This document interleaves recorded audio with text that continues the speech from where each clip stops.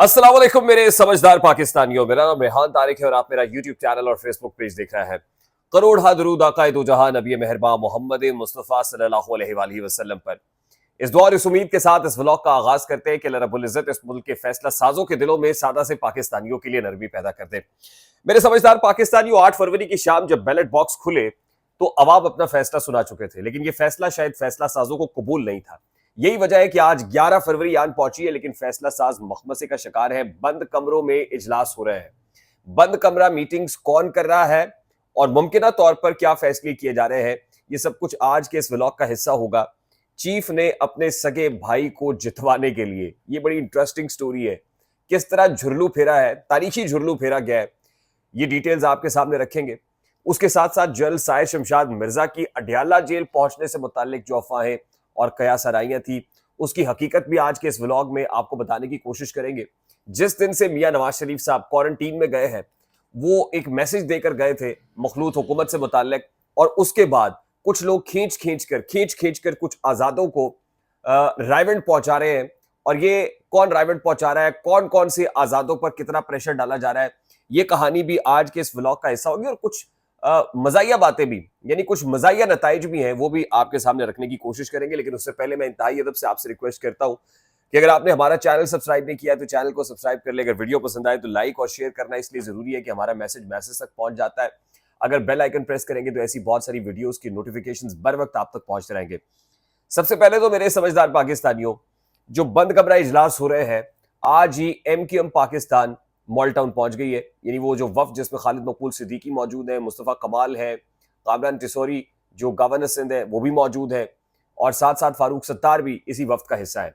आज पाकिस्तान मुस्लिम लीग नून से मुलाकात होनी है। नून लीग क्या आला सतही वफ्द की मुलाकात इस वफ्द के साथ होगी, और जाहिर है जो रियासती मफाद के हक में फैसले हैं वो किए जाएंगे। सो कॉल्ड रियासत के जो हक में है वो फैसले हो रहे हैं।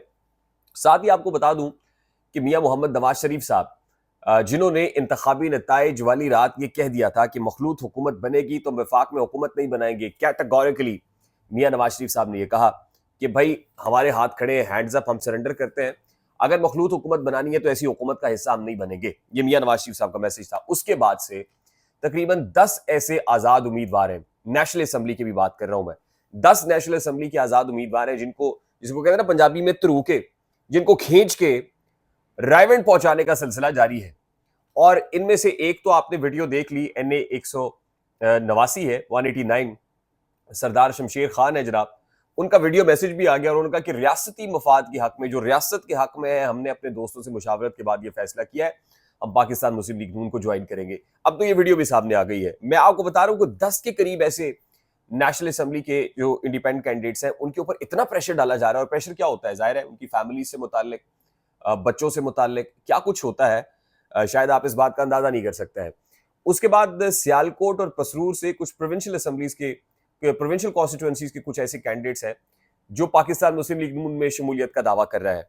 देखिए, पाकिस्तान मुस्लिम लीग नून खींच तान के, यानी 10 लोगों को मिला के वो 110 तक पहुंच तो जाएगी, और उसके बाद वो कहेंगे जी टोटल मिला के रिजर्व हमारी को 135 तक पहुंच गए। इसके बावजूद भी कोई क्लियर कट मेजोरिटी आती हुई नजर नहीं आ रही। उसके लिए पीपल्स पार्टी ये कह रही है कि पीपल्स पार्टी की हिमायत के बगैर ना तो आप पंजाब में हुकूमत बना सकते हैं और ना ही आप वफाक में हुकूमत बना सकते हैं। बड़ा क्लियर कट पीपल्स पार्टी का मैसेज है, और बिलावल साहब भी डटे हुए हैं। खैर, ये एक सेपरेट स्टोरी है, ये सेपरेट स्टोरी है। जो आज मुलाकात होनी है आसिफ अली जरदारी और बिलावल भुट्टो की रायवेंड पहुंचने वाली, इस मुलाकात के मुतालिक भी आपको जो अंदरूनी कहानी है, जैसे ही ये हम तक पहुंचती है, मुलाकात होती है, वो आपके साथ सेपरेट इंशाल्लाह व्लॉग के अंदर अगले व्लॉग में शेयर करेंगे। लेकिन इंटरेस्टिंगली मैं आपको बता दूं कि किस तरह रियासत इस वक्त एक्टिव है। Chaudhry Nazir Ahmed Abbas, chief of the air staff, air chief marshal Zaheer Babar Sidhu sahab, उनके भाई चौधरी नजीर अहमद अब्बास, जो इन आम इंतखाबात में इलेक्शंस कंटेस्ट कर रहे थे, नेशनल असम्बली की कॉन्स्टिट्यूएंसी है NA 65 गुजरात, चौधरी नजीर अहमद अब्बास साहब को जितवाने के लिए तारीखी झुरलू फेरा गया है। अब नजीर अहमद अब्बास साहब जीतते जूतते कोई नहीं थे। रात 3 बजे तक की जो नताइज है, मौके पर मौजूद पोलिंग एजेंट्स के मुताबिक, वहां पर चौधरी नजीर अहमद अब्बास साहब भारी भारी यानी कह लीजिए कि शिकस्त, भारे मार्जिन से शिकस्त खा रहे थे। लेकिन जिस वक्त नतीजा आया और RO के दस्तखत के साथ आया, तो चौधरी नजीर अहमद अब्बास 90,982 वोट लेकर कामयाब ठहरे, जबकि सैयद वजाहत हुसैन शाह ये आजाद उम्मीदवार थे, ये 82,411 वोट लेकर हरवा दिए गए, ये दूसरे नंबर पर रहे। और इसी जगह पर गुजरात में 3 ऐसी कंस्टिट्यूंसीज हैं कि जहां पर पाकिस्तान मुस्लिम लीग काफ को जितवाया गया है। अब तारीखी जुर्लू है ये, और मैं आपको बता दूं कि chief of the air staff और इनकी जो भाई है वो पाकिस्तान मुस्लिम लीग नून के टिकट पर इलेक्शन लड़ रहे थे। ये भी मैं आपको बता दूं कि इनको इलेक्शन जितवाने के लिए नून लीग को सेक्रीफाइस करना पड़ा है, को 3 सीटों के ऊपर सिर्फ इनको इलेक्शन जितवाने के लिए। तो इस हद तक रियासती मफाद में शामिल था ये इलेक्शन। अगली इंपॉर्टेंट खबर ये आई कि जी कल से ये खबर थी कि जनरल साहिर शमशाद मिर्जा जो JMN joint chiefs of staff committee है वो डयाला जेल पहुंच गए। उनके साथ बैरिस्टर गौहर अली खान और शेर अफजल मरवत भी हैं, और कुछ ही देर में सदर ममलिकत भी डयाला जेल पहुंच रहे हैं। अच्छा देखिए, बहुत सारी चीज़ें ऐसी है, हम हमेशा ये कोशिश करते हैं कि जो मुस्तनद अथेंटिक खबर है वो आपके साथ शेयर करें, पहले ठोक बजा के उसको फिल्टर आउट करें। जो फेक न्यूज़ आ रही है उसको फिल्टर आउट करने के बाद जो असल अथेंटिक न्यूज़ है वो आप तक पहुंचाई जाए। देखिए, हमारी खबर ये ज़रूर थी कि 3 गैर सियासी शख्सियात की अडयाला जेल में इमरान खान से मुलाकात हुई है, लेकिन जनरल साहिर शमशाद मिर्जा से मुतालिक ये बात कहना कि वो पहुंच गए, देखिए ये फैक्ट चेक इसलिए ज़रूरी है कि 5 फरवरी ऑनवर्ड्स जनरल साहिर शमशाद मिर्जा, आपको पता है सऊदी अरब में भी थे, उनकी मुलाकात वहाँ पे डिफेंस मिनिस्टर से भी हुई और दीगर अहम मुलाकातें हो रही हैं। और अभी भी तावक्त के जिस वक्त मैं ये व्लॉग रिकॉर्ड करा रहा हूँ, जनरल साहिर शमशाद मिर्जा पाकिस्तान में नहीं है। तो इसलिए ये खबर तो झूठी है, बेबुनियाद है, प्रोपोगंडा, और प्रोपोगंडे से महफूज रहना चाहिए। अच्छा, अब जो इंपॉर्टेंट चीज़ है वो ये है कि जो कॉम्पोजिशन है ये तय की जा रही है और इसमें भावताव हो रहा है। हमारी इतलात ये है कि ये जल्दी को बहुत जल्दी होने की नहीं है, यानी जिस तरह पीडीएम हुकूमत बनी और फौरी तौर पर इत्तेहाद बन गए, फौरी तौर पर एक हुकूमत की कॉम्पोजिशन सामने आ गई, अभी जो कुछ हो रहा है इसमें बहुत ठहराव है, ये इतनी जल्दी होने का नहीं है।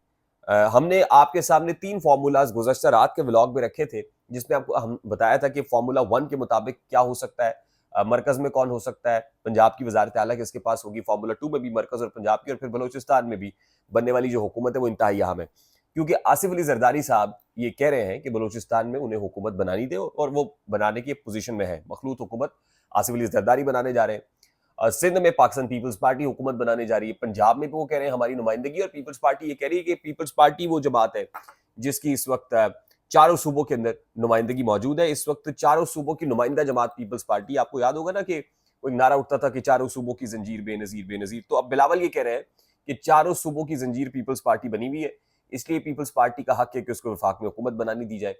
पाकिस्तान मुस्लिम लीग नून के कायद मियां नवाज शरीफ साहब शायद इस हवाले से फ्लेक्सिबिलिटी बहुत पहले शो कर चुके, और वो तो इस मूड में नहीं थे कि मखलूत हुकूमत की जो सरबराही है वो नवाज शरीफ के पास आए या पाकिस्तान मुस्लिम लीग नून के पास आए। वो पीडीएम के घाव को बर्दाश्त कर चुके हैं, इसलिए बहुत क्रूशल हो गया है और तभी उनके पास घसीट घसीट के इंडिपेंडेंट कैंडिडेट्स को पहुंचाया जा रहा है।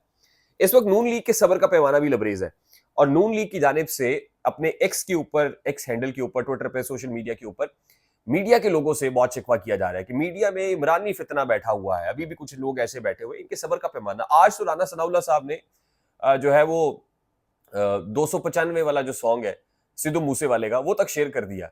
यानी आप क्या कह रहे हैं कि ये बदमाशी है? बदमाशी है, मीडिया में इमरानी फितना बैठा हुआ है, आप अगला क्रैकडाउन मीडिया पे करेंगे। तो ये जो गुस्सा भरा हुआ है ना, इसमें गुस्सा है, ये गुस्सा निकल रहा है। तो मैं सिर्फ ये कहूंगा कि जरा आप हमेशा हुकूमत में रहने के आदी हैं, कोई बात नहीं, हुकूमत नहीं मिलती, अगर मैंडेट नहीं है तो कबूल करें अवाम के मैंडेट को, अपोजिशन बेंचेस पर भी बैठना पड़े तो बैठे, इससे आप अपनी साख को रिवाइव करने की कोशिश करें, रिवाइवल हो।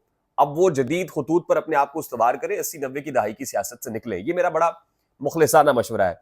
आई होप कि जो बात मैं कर रहा हूं वहां तक पहुंची होगी। अगर पहुंच जाए तो लाइक और शेयर करना मत भूलिएगा, चैनल को सब्सक्राइब कर लीजिएगा, बेल आइकन प्रेस कर लीजिएगा। मुझे रेहानदारी को इजाजत दीजिए, बड़ी यहाँ मुलाकातें हो रही हैं, बंद कमरा इजलासों से मुतालिक आपको अपडेट करेंगे जैसी डेवलप होती हैं स्टोरीज। तब तक के लिए अपना बहुत सारा ख्याल रखिएगा। अस्सलाम वालेकुम।